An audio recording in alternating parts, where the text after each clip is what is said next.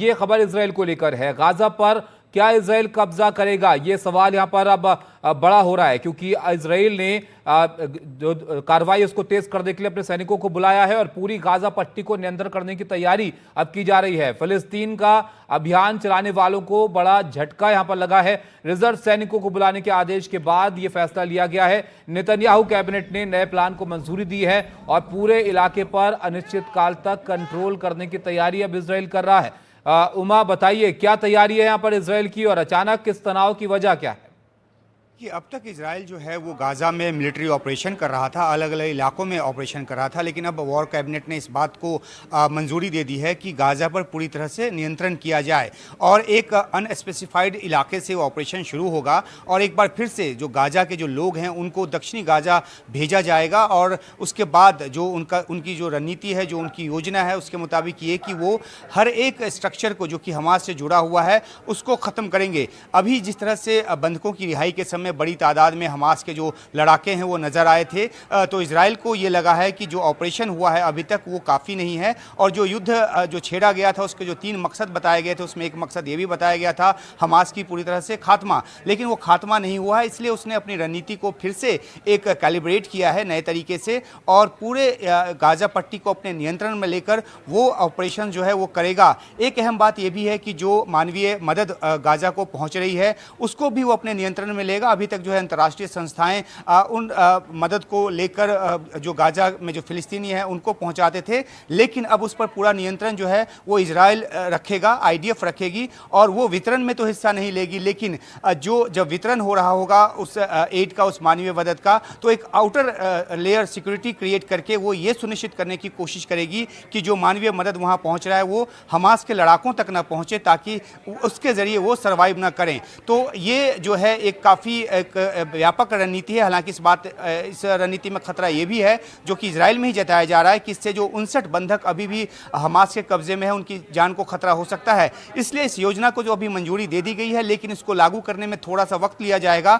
अमेरिकी राष्ट्रपति ट्रंप जो है उस क्षेत्र का दौरा करने वाले हैं मिडिल ईस्ट का, और उसके बाद इस योजना को लागू किया जाएगा। इस तरह की जानकारी भी निकलकर सामने आ रही है ताकि तब तक एक वक्त और एक विंडो रहे कि जो वहां पर अभी तक बंधक फंसे हुए हैं इजराइल के उनको छुड़ाया जा सके। तो हमास पर दबाव बनाकर उससे बंधकों को निकालने की रणनीति के तौर पर भी इसको देखा जा रहा है। लेकिन सबसे बड़ी बात यह है कि अनंत समय तक, यानी कि इन्फिनिट तक जो है वो इजराइल जो चाहता है वो गाजा पर अपना नियंत्रण रखेगा। और एक बड़ा सवाल यह भी उठता रहा है कि डे आफ्टर प्लान, यानी कि युद्ध के बाद जो हमास को अपनी तरह से हराने के बाद का क्या प्लान है, ये इजराइल की तरफ से अभी पेश नहीं किया गया है। इसको लेकर भी सवाल जो है इजराइल के भीतर भी उठ रहे हैं। बिल्कुल, तो ये युद्ध कहां पर खत्म होगा, किस हालात में खत्म होगा, ये अब भी एक बड़ा सवाल है। लेकिन अब एक बार फिर से तनाव जरूर यहां पर बढ़ने की तरफ दिख रहा है। गाजा पर कब्जा इजराइल अब करेगा और पूरी गाजा पट्टी को नियंत्रित करने की अब तैयारी की जा रही है।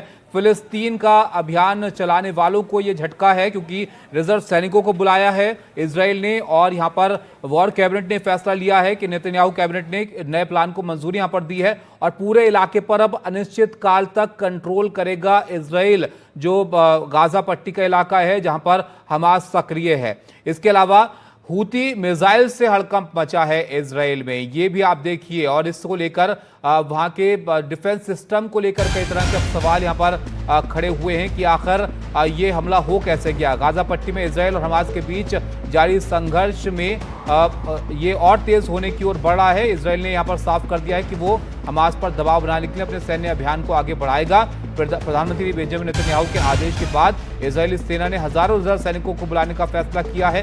इजरायली डिफेंस फोर्सेस का कहना है कि ये सैनिक आने वाले हफ्तों में अलग अलग मोर्चों पर तैनात किए जाएंगे और सेना का मकसद हमास को बंधकों को लेकर समझौते के लिए मजबूर करना है। उसके साथ ही इजराइल में तेल अवीव एयरपोर्ट के पास हूती मिसाइल हमलों से बड़ा नुकसान हुआ है। खास बात यह है कि इजराइल का डिफेंस सिस्टम इन मिसाइलों को रोकने में नाकाम रहा। इस हमले के बाद से इजराइल और भड़का हुआ है।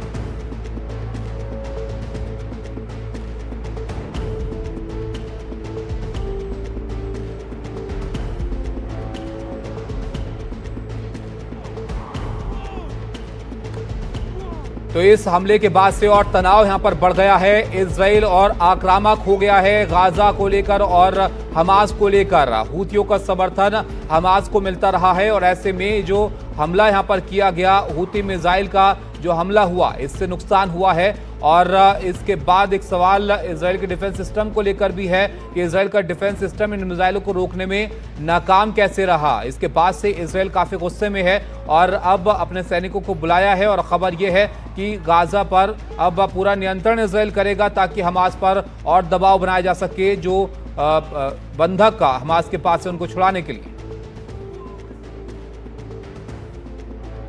देखिए, इजराइल की सैन्य शक्ति कितनी, इजराइल के पास कुल मिला के रिजर्व वगैरह मिला के 6,42,500 लोग हैं। अब अगर आप इसको तुलना करें, अमेरिका ने जो इराक में अपना ऑपरेशन चलाया या अमेरिका ने जो लीबिया में ऑपरेशन चलाया, एक ऑपरेशन 2 साल से ज्यादा चला, एक ऑपरेशन जो है वो 8 महीने चला। तो जबकि अमेरिका की पावर और लीबिया की पावर या इराक की पावर में आप तुलना करें तो देखिए बहुत फर्क है। उस हिसाब से एक तरह से इजराइल के सामने प्रच्छन्न रूप से, परोक्ष रूप से ईरान खड़ा हुआ है। तो ऐसे में हम ये नहीं कह सकते कि इजराइल की इतनी फेलियर हुई है, क्योंकि ठीक है, अमेरिका भी 2 साल तक अमेरिका ने इराक में वार किया, लीबिया में वार किया। उस हिसाब से तो अमेरिका की भी फेलियर होनी चाहिए पूरी। तो ये युद्ध है, ये जो चलेगा थोड़ा और चलेगा। अब देखिए, जब तक गाजा, क्योंकि इसमें अब गाजा को प्रत्यक्ष रूप से तो कोई भी देश नहीं समर्थन दे रहा ईरान को छोड़ के। और अब लगता है कि ईरान जब यूएसए के साथ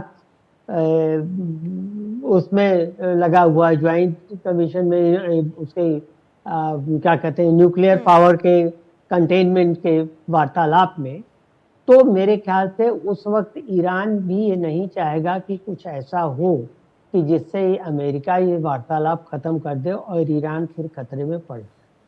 तो मेरे ख्याल से कुछ दिन की बात है, उसके बाद ये एटलीस्ट गाजा वाला युद्ध तो खत्म हो जाएगा, क्योंकि वैसे भी अमेरिका हुतियों के ठिकानों पे हमला कर रहा है, मार रहा है।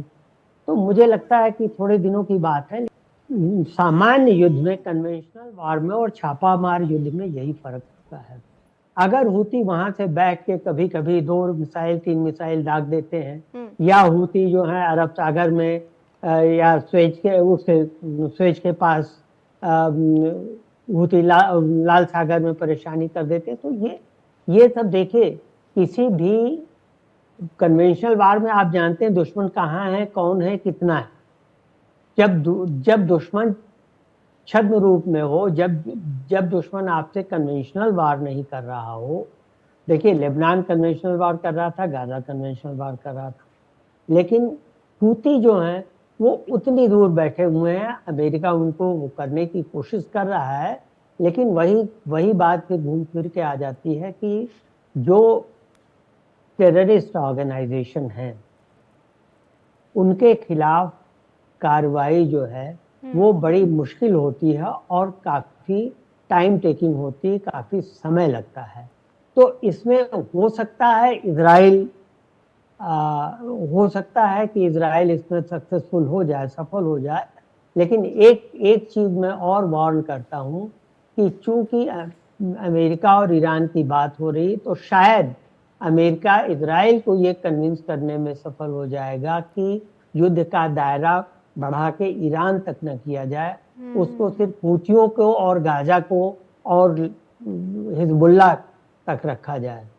तो अगर ट्रंप ये करने में कामयाब हो जाते हैं तो स्थिति वहां जल्दी ही सुधर जाती, क्योंकि हुतियों के पास भी देखिए जो भी असलाहा है, जो भी हथियार है, कितने दिन तक चलेगा, कहाँ से चलेगा। अगर अमेरिका ने उधर नाकाबंदी कर ली है, अगर ईरान प्रेशर में है, तो कहाँ से उनको हथियार मिलेगा।